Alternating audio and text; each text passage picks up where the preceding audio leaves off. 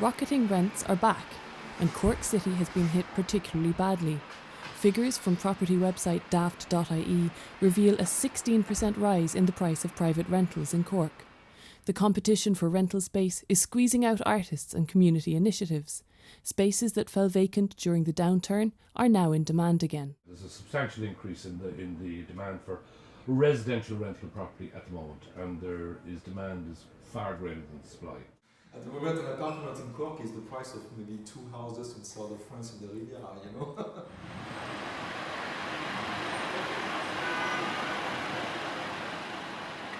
The Camden Palace Community Arts Centre was acquired by NAMA in 2013.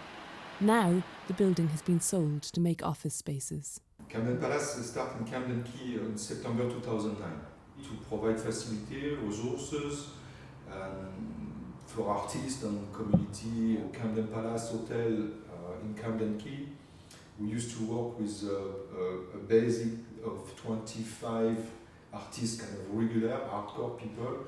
Otherwise, we had an average between 100 and 200 artists a week using the space. Painting, sculpture, we had a darkroom photography, we had a dance studio, we had a cinema, we had a theater, we had a couple of workshops, we had a music studio named after Rory Gallagher, and we received absolutely zero help from the Art Council or the City Council or any institution. Then meaning that everything that we've done those past 10 years have been just financed and funded by the artists themselves, on local community, on donation. Very unfortunately, they've been semi-squatting at the behest of a landlord who knows that the bank is going to quit the property off them in 2 years' time or 3 years' time, and it's a stopgap situation for the capitalist or the landlord or whatever he is or she is.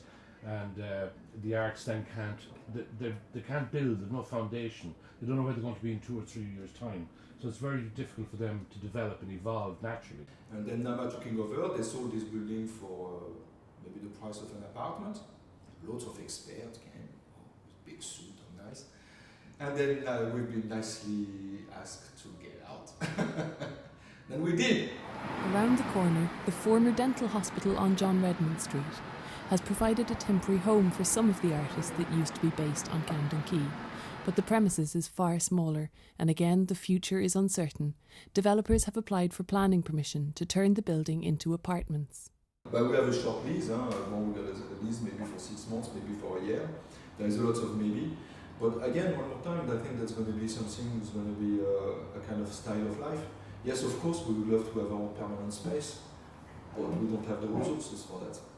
It's very difficult unless you have a benevolent landlord who sees the long picture, who sees, as European landlords do. We don't have a history of being landlords. Landlord is a dirty word in this country, and we treat it very badly, and tenants tend to get treated very badly. At the moment we have something like, let's say maybe 14, 15 artists, maybe a little bit more also. But we haven't started again to work with groups at the moment. I'm really working with the artists who have been with us since long years. I'll take the case of Tina. Tina worked with me since almost 10 years now. Andy Moore believes the problem is a cultural one, based on a lack of political will. Society pays lip service to them.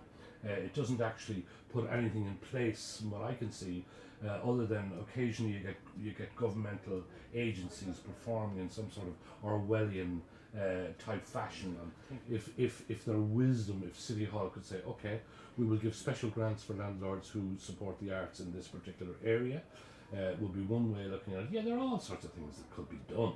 The effect on the cultural life and vibrancy of the city and its arts community is stifling and could pave the way for a cultural brain drain. Lots of artists have a problem to maintain at the moment. They are living in a very, very strong and difficult situation at the moment. Lots of good artists leave the country and they go to work somewhere else and they will never come back. I've got another one here now, the guy having an exhibition at the moment, so a very young artist. Well, but Chinese people find interesting his work, and then he's going to move in 8 days, actually. He's going to go to China, and he got a single ticket, and he doesn't plan to come back.